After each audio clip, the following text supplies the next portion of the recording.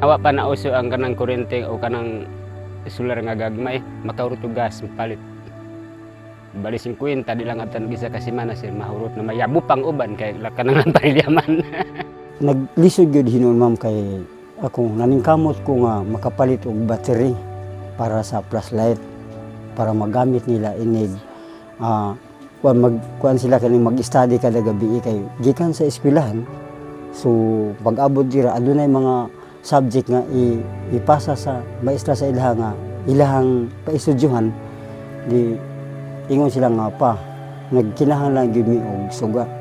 Maglisod mi og labi na sa ato ang instructional materials parehaan ng naaman jud required nga ICT integration. So dili mi maka-provide ana sa amo ang mga bata kay provided na wala mi signal, dili mi maka-connect sa internet nya.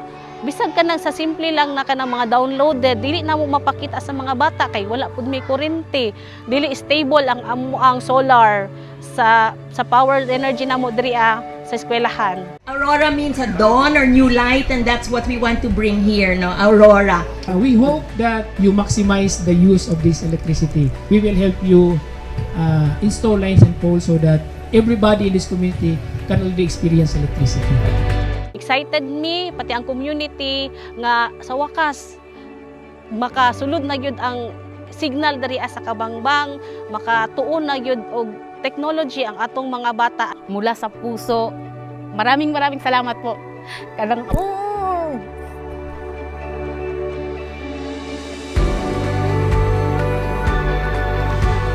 nga mabuhat na nila nga magpasalida sila sa TV, makakita na mga kabataan, so dili na sila maignorante. Pero karon siguro siya murag pwede siguro adlaw gabi pasigaon.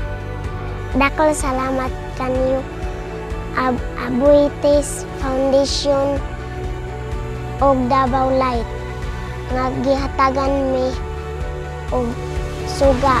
Ang akong bata makaplaster na siya og tuon kay aduna na may magamit. Pwede mo charge mi sa among battery sa maong sa inyong gitabang nga kuryente mo.